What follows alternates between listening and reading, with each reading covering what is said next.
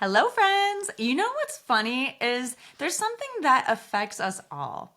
It's the global climate. But so much of the conversation around this topic is in English. And if we want to have a great discussion about this hot topic, we need to know some specific vocabulary words and phrases. So I am very excited to bring you this interview episode talking with a senior scientist from the Environmental Defense Fund, Dr. Alice Alpert. I am thrilled to bring you the conversation to help you practice your listening skills, learn new vocabulary words, and at the end of the conversation, I'm going to review the key phrases and vocabulary with you to make sure that you caught them and we can practice them together. So I hope you enjoy this conversation, and I'll see you again at the end. Hello and welcome to the Go Natural English podcast. We are here today with Dr. Alice Alpert, a senior scientist at the Environmental Defense Fund. She leads a project that studies and helps solve the main problems slowing down the use of climate solutions. She also works with teams focused on methane, climate, and international partnerships using global climate research and organizations to help reduce climate change. Dr. Alpert, thank you so much for joining me. Thank you. I'm so happy to be here. Yes, so tell us a little bit more about what you do at the Environmental Defense Fund. Yeah. So I'm a climate scientist and I kind of like evaluate new, like up and coming climate technologies, solutions, whether that's a new way to generate energy or to remove carbon from the atmosphere or way to farm more sustainably and think about what are the actual benefits, what are some of the trade-offs, and if we do think this is a good idea, what are some of the bottlenecks holding it back? Okay, tell me a little bit about what inspired you to work in this area. Well, I grew up in California, spending a lot of time outside in the mountains. I love nature. And I also like science and I wanted to solve a problem. So, like, stringing those together kind of leads you to climate change. Yes, that's a beautiful area. And you and I actually met in Texas, which is a completely different region. And I know we've lived in different regions all over the US. I'm excited to get your take on some climate change questions here. I want to ask about your opinion. What's the biggest misunderstanding that people have about climate change these days? Yeah, I think it's that it's all or nothing. That because I also think that line between all and nothing is like so fine that it's just not very useful. Um, because on one side, it feels like people might feel like they don't need to do anything, and then on the other side, it's too late, and then either way, you're not doing anything. Um, yeah. Yeah, no, I know what you're saying, that it can feel very polarizing. Even the phrase climate change, um, I sometimes hesitate to talk about it because people have very strong opinions. It's you're this side or that side, it's black or white, but it doesn't have to be that way, like you said. I think there's a lot of misunderstanding because people are hesitant to talk about it for those reasons too, because maybe we don't know how our friends or colleagues or neighbors will react if we bring up the topic. So I'm glad we can talk about it together. And you know what I want to encourage also is respectful conversations, expressing our opinions and realizing that it's okay to have different opinions, but talking about them. So, on the note of climate change, I wanted to ask about what gives you hope in this area because there's so much polarization and negativity sometimes. But what keeps you going? What gives you hope in your work? Yeah, well, certainly thinking about the future. And I think that, that's both hope and concern. And so I would put that embodied kind of in my own kids. I think that having a child is a vote for the future. And children, I mean, whether they're your own biological kids or their family or friends, they are a vote for the future and an investment in it because they will be around longer than us, hopefully. Absolutely. Um, so I think I have 3 kids. So that's a vote, 3 votes for the future. Yeah. Um, and I do think we're going in the right direction. We're absolutely going in the right direction. And I think we're going to get at least most of the way there. Um, so that's great. But I also don't want the kids of today to be impacted, like, and to have negative experiences. And I think there's a lot under our control right now, decisions that we make individually and as a society, that can determine that. It's not a foregone conclusion. Yeah. Does it feel like it's a pivotal moment where the decisions we're making today will change the near future? Yeah. I mean, I feel like that framing is very common and I don't actually agree with it that Mm. much. Yeah. Um, because like, I mean, it's to the decisions we make now will affect the future to the extent that any decision ever affects the future. It's not like we only have a window and then it's too late because it's never too late. Yeah. Well, Um, yeah. I want to ask you because we met in Texas, and you shared some interesting facts about sustainability efforts in Texas. I think there's kind of a misconception about Texas. Many people think that there aren't many efforts for sustainability there, but you mentioned, I think, correct me if I'm wrong, but solar energy in Texas is pretty big. Yeah, so it's actually like renewables generally, and we can talk about what specifically what that means, but like basically in Texas, there's a lot of wind energy and there's a lot of solar energy, and then there's also a lot of batteries to back them up. And together, that's the most like clean energy generation of any state in the country by a lot. And it's not just the most; it's like by 3 times. It's huge. But I don't. I think another misconception is that it's all like for the purpose of sustainability. Like it's just the cheapest energy, and people are making money on it. Oh, that's so Um, interesting yeah, because there's also a misconception that green energy or sustainable energy is more expensive. yeah. Um, there's different ways to measure it, right? And we have like an entire energy system. But like if you want to build a little bit more energy right now, the cheapest thing is solar. That is so interesting. Yeah.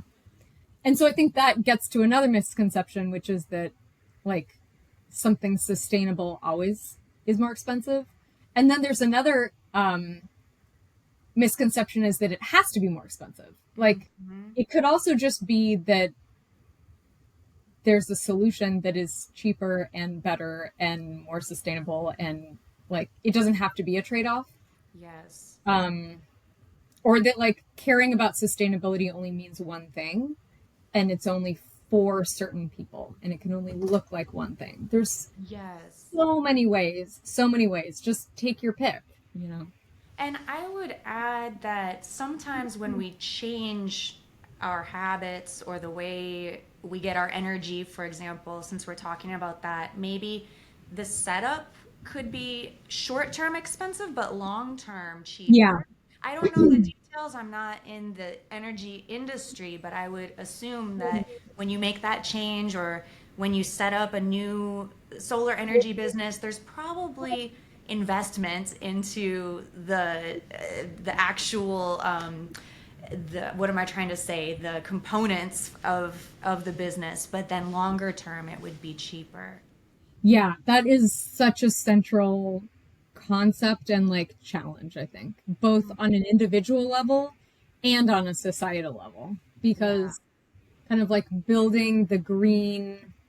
energy, infrastructure, all of that, like it does cost more in the short term, generally. Mhm. But in the long term, it costs a lot less because we're not going to have to deal with as many impacts of climate change. But, Yeah. there's a lot of challenges to long term thinking.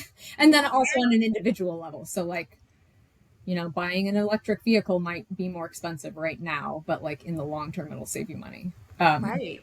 Or I will share that I just organized all of my clothes and I was thinking about in my closet, what are some items, I've had some items for over 10 years and I thought, oh my gosh, I'm so glad that I paid more for this one sweater that I've had for 10 years.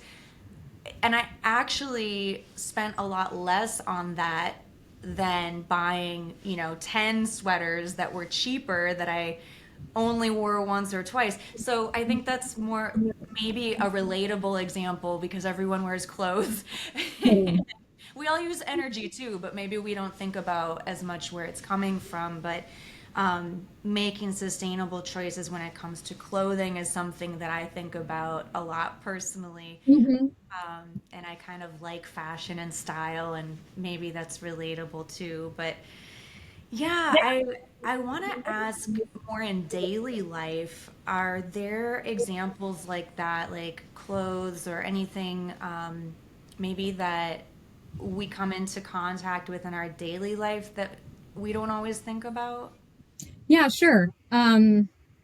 I think that point about the clothes is really good too because it shows that you do what fits, what fits for What you, fits? you That's so know? good. Um, because also maybe, buying a really expensive pair of like really well made leather boots is like not in your price range. And like, that's okay. That's not going to be the solution for you. Um, so, like, that the cost of the upfront investment is real. Like, I don't want to just pretend that that's not there. And so, you choose what works for you. Yeah. Um, but I mean, something that I think about a lot is like thrifting. Um, Yes. I and love like Facebook Marketplace, where you're like, and then you also might meet a neighbor. Like, that's so great. Yes. Um, Absolutely. or there's like a buy nothing group. Buy Um, nothing groups are great Facebook. secret, they're hidden gems for Yeah. And then, like, finding. as a parent, I'm always trying to just like think about moving moving things along and around, because especially as a parent, like you might be using something for not that long. And I Right. think that just like the more use you can get out of anything, the better.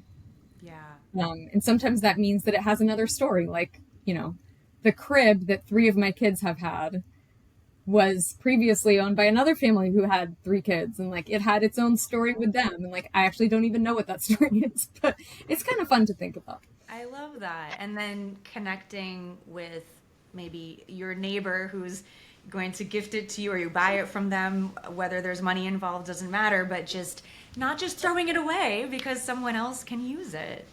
Yeah. And also, we have a Mm. lot of yard sales and garage sales. There's just so many ways that you can get more use out of items secondhand. So I love that. I I find so many good items thrifting, and it's kind of a thrill to be honest. So that's very relatable. So, is there anything else in your personal life? You talked a lot about thrifting in your family with reusing items with your kids who are different ages. Is there anything else in daily life that you could share? Yeah. Anything from, yeah, go ahead if you have. Yeah. um so I know that it can be a little bit polarizing, but I'm just going to go there because it is something that we all do, which is our diet. Say Eating. again. Our Our diet. diet? Yes, yes. I was Eating. thinking of food. You read my Yeah. mind. And like, I want to be clear, there's no food that I don't eat, like that is just something I will never do, right? um no, I mean, I'm an omnivore and I don't want to feel like I'm, you know not like I'm preventing myself from limiting myself. But there are things that like maybe I don't like as much anyways. Like for example, I don't love beef. I just don't. And so it also happens to have a very high climate footprint and water. And so it's like, it's not that much of a cost to me and it's really benefiting the world. So I will eat less beef. But like if I go travel somewhere and they have some like special dish like that has beef in it, I sure will eat that because Yeah, you want to try it. yeah.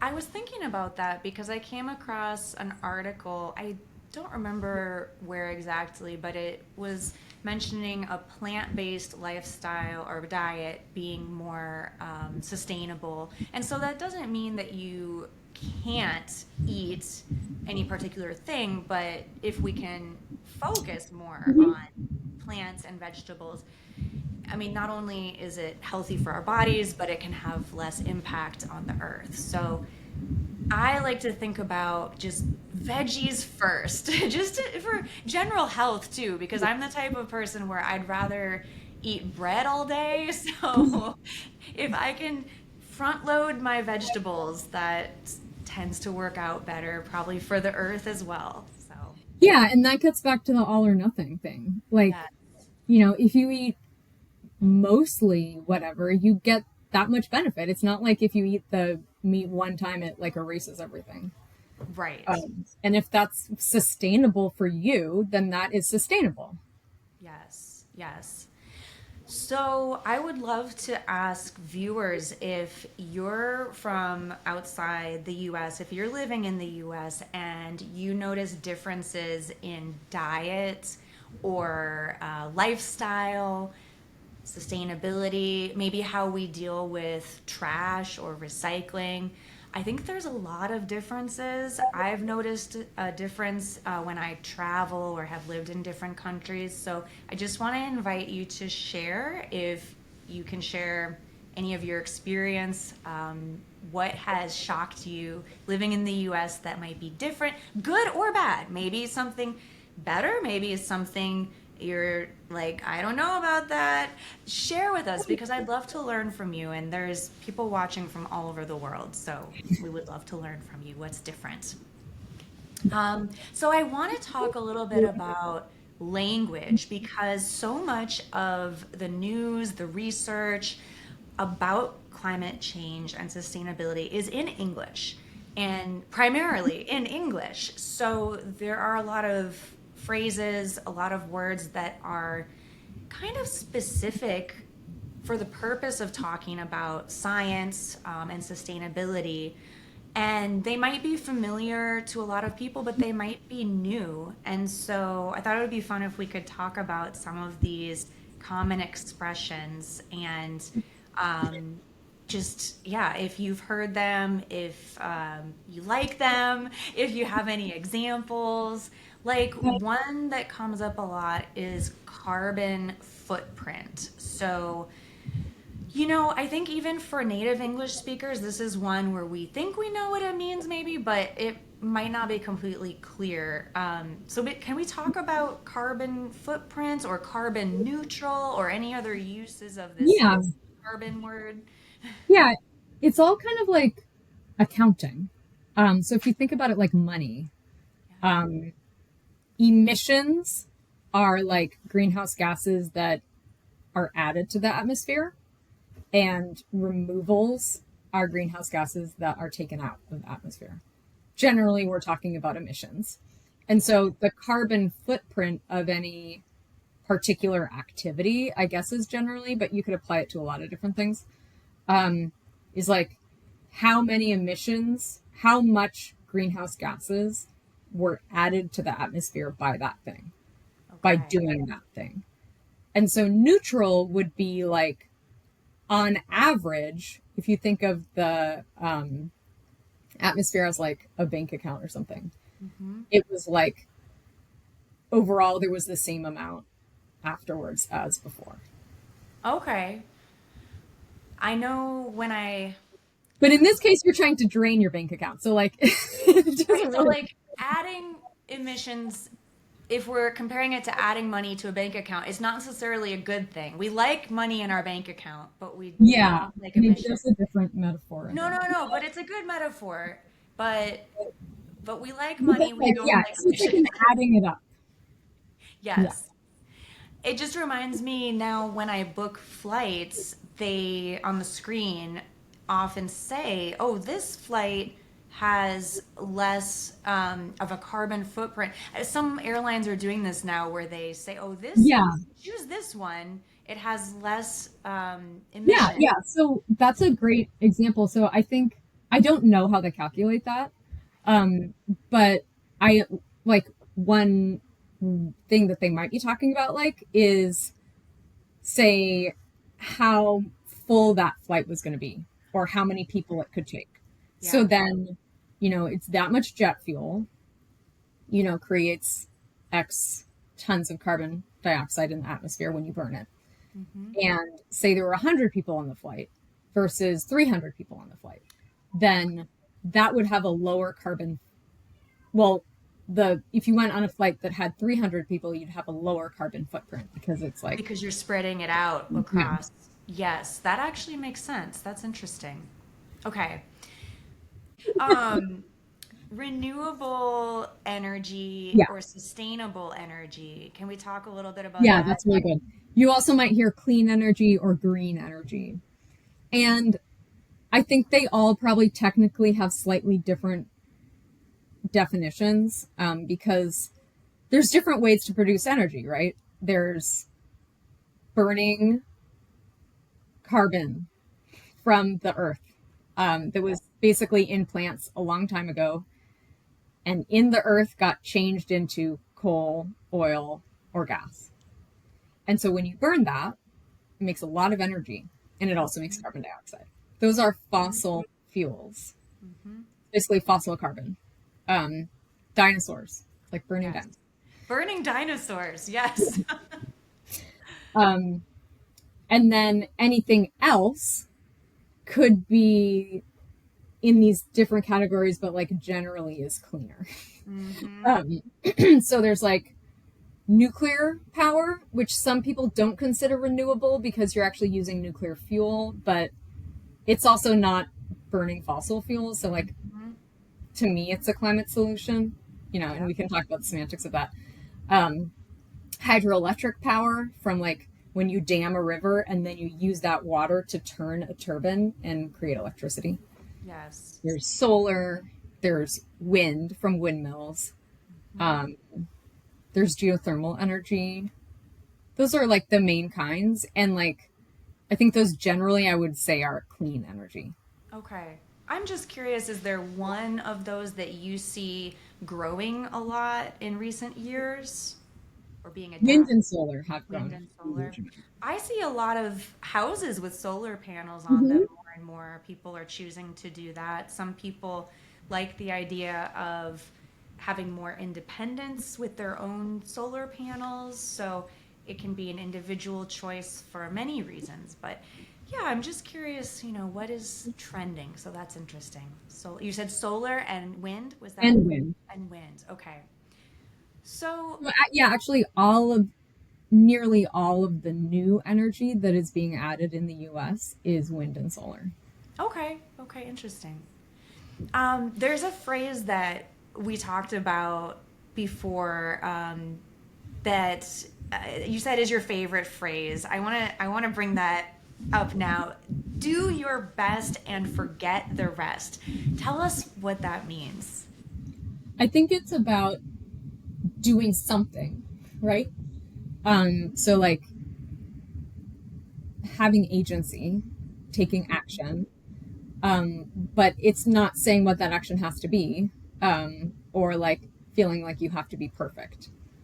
I like that. Um, and like I apply it in all parts of my life. Yes, I love that. Yeah, I can see where that would be helpful because I think that this topic can feel overwhelming, but if I think about life in general can be Totally. overwhelming, right? So, yeah, if you can do your best. I just thought of my best friend who, whenever she goes grocery shopping, I admire her so much because she always has her own shopping bag with her.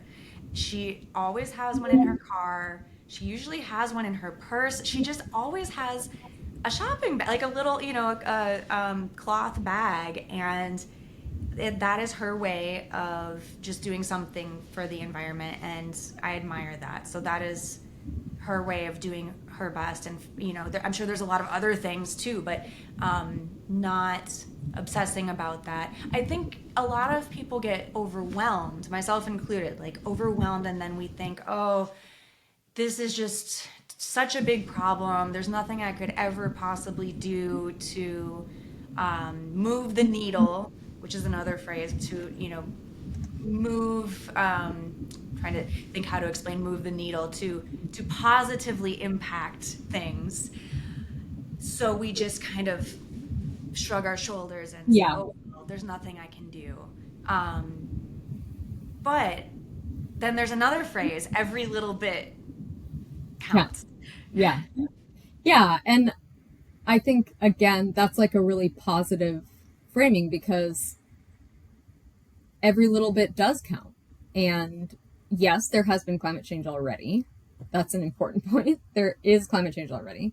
Yeah. But there's so much that we can still do. And any amount of that is valuable. Yes.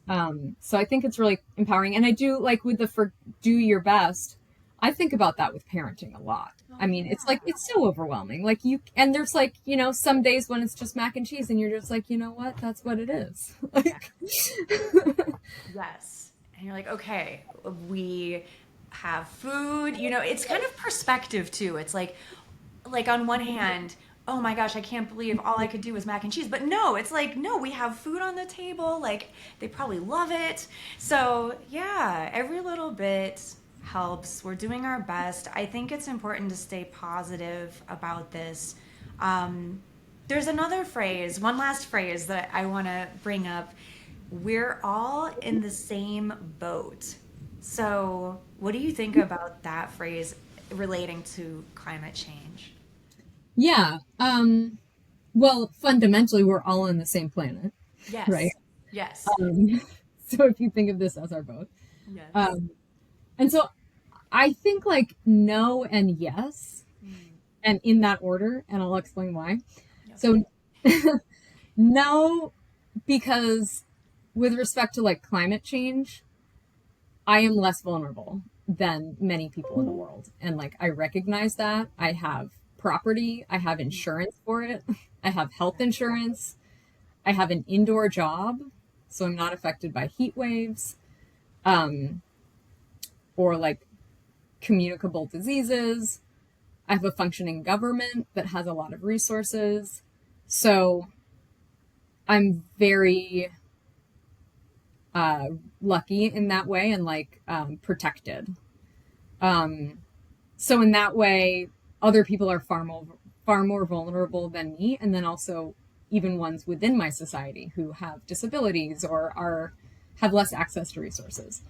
Um, but yes, we're all in the same boat because ultimately, climate does affect all of us, and leaving anyone behind, whether that's in like the transition to clean energy or to avoid the harmful effects of climate change, it will eventually affect our options for going forward, because those people will feel left out, and it kind of comes around.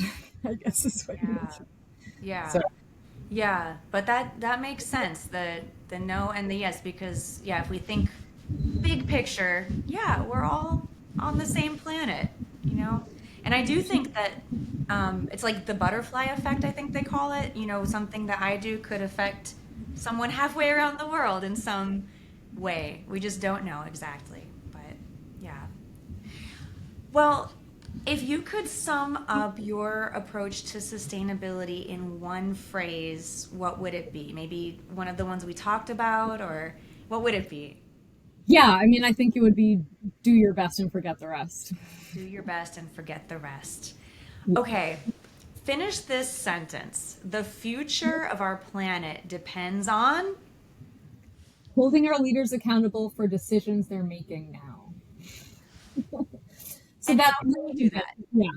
Um, I think we have just talked a lot about individual actions. But there's only so much that each person can do. And like, you can't expect any one person to save the world or, row against the tide. And so I think it's the job of our political leaders to make positive change possible and to like encourage and align business incentives and motivations. So I think where leaders stand on climate can be pretty clear. And so trying to support people who say they're trying to make more clean energy or make Yeah. cleaner transportation. Um, yeah. So I remember years ago when I was in high school, we would write letters. We had this after school club where we would write letters to leaders asking for things like that. Is that still the best way to do that, or can we use social media? I mean, it's kind of a silly question, but how exactly can we do that, support or hold leaders accountable for their actions? Yeah. Well, again, it's kind of like a choose your own adventure. Okay. Whatever, like, you know, fits your lifestyle and your talents the best. I mean, I can see that if you're a great communicator and you have an audience on social media, then that's a great place to put it, to do it. Mhm. Um, if you're a citizen and you can vote, then that's also a great place to do it, because making our leaders feel like we're watching, like that we actually care, Yes. is such an important step. Um, That's helpful because sometimes people say get involved and then maybe I need someone to like be really obvious with me and direct. But I always think, well, how? How exactly do I get involved? Maybe in my head I care, I have strong feelings, but how do I express those so that the leaders know? And I think yeah, and those. you're going to have the most impact at the local level. So, Okay. like, what's going on in your city or in your county? Um, and there are like conservation minded groups that Mhm. might give you a guide to like, this proposition is good or not good for the environment. I mean, there's a lot of information to sift through, but something like That's the a League good of Conservation idea. Voters or the Sierra Club might have like a statement about something that's going on at the local level, and that would be a way. Um, yeah, I mean, a lot of it is building clean energy, Hmm. building chargers for electric vehicles. Hmm. And that ends up being like very nitty gritty and local. It's not as ideological actually. Um, so You if mentioned a Sierra Club or joining a conservation club, and that could be a great way if for viewers if you're watching and maybe if you're in a new city, maybe if you've recently moved to the country, I mean to the United States, you could meet other like-minded people through those groups. So that's not only a way to make a huge change in the environment, it's also a great way to get connected socially. So I just love that. I wanted to emphasize that idea. So, okay, if our viewers want to learn more about this topic or get more involved, what would you suggest for learning resources or getting involved? Yeah, so there's a writer who I really like. Her name is Hannah Ritchie, Okay. and she just wrote a book called "Not the End of the World." Not the end of the world. I love that. That sounds good. Yeah. If you read it, a lot of what I say is kind of familiar because like I do try to kind of channel her like positivity and like realism. So like it's not just how something looks, but like what it actually does. Um, Okay. or it's not just how you feel about it, but like what actually happens. Yes. Um, and there, I mean, honestly, I just Googled like what can guide to what you can do about climate change in Google search. And like the first five hits were really good. Okay. So even just taking that first step and literally Googling what can I do is a good first step. Although actually the hits were much better on guide to what you can do about climate change Okay. than what can I do about climate change. Wait, say it again. Guide to what you can do about climate change? Yeah. Okay. Okay, very good. And then the book by Hannah Ritchie is Not the End of the World. I can Yeah. link to that also. That sounds like a good one. Yeah. Those are great places to get started. I feel like we have an action plan for moving forward, and that is exciting to me. I love a good plan. I love knowing my next steps, and I don't know about you, but I'm feeling more hopeful and positive than ever. Yeah. And I think it's really good to like spread the word too. Like, tell your friends that you're thinking about this. Even if you haven't decided what to do yet, like that it matters and that an average person might care. Yes. And I'd like to ask our viewers also if there's one thing from this episode that you think you could do or would like to try, let us know in the comments because we would love to know what you're going to do next as well. Great.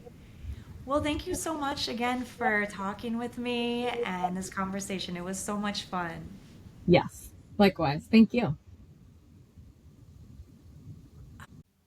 I hope you enjoyed our conversation, and now it's time to review the key phrases and vocabulary so that you can go out and have great conversations like this one yourself. So, we have a few words on my list, more than a few. I want you to repeat them after me, and I'm going to tell you the meaning so that you can use them in your own sentences. And feel free to use them in the comments. Start practicing right away. First, we have climate. Not climate, climate. Climate is referring to the weather, the world around us, sometimes referring to pollution or climate change. Carbon, carbon footprint, carbon emissions, carbon neutral. Our carbon footprint is the amount of greenhouse gases that our activities are putting out into the world each year. Black or white is a phrase that means we have to decide A or B, one thing or the other. And so in this conversation, we said it's not so black or white. That means we can come to a balanced compromise, or maybe there's some gray area. Renewables refer to wind or solar energy. It's unlike using fossil fuels, these are renewable sources of energy. Sustainability, similarly, is renewable. It means that we can reuse this type of energy. A misconception is a myth, like a commonly believed piece of information that is not true. A trade-off means that we reach a compromise. Take your pick means to choose something. Polarizing means that people feel very extreme about a topic. So, for example, climate change is a polarizing topic. Semantics, if someone says in conversation, that's just semantics, it means that people are disagreeing over small differences in the meaning of a word or a phrase, but we need to focus on the mainly agreed upon meaning of the word. To move the needle means to make a difference and see some progress. We're in the same boat. We're in the same boat is an idiom that means we are all in the same situation. Okay, so I hope that these phrases help you to have a better conversation about the climate and the environment. And if you found this interesting and helpful, please leave a comment and let me know. I would love to know if you would like to hear more conversations like this one. Thanks so much for watching. Don't forget to subscribe if you're not subscribed, and I'll see you next week.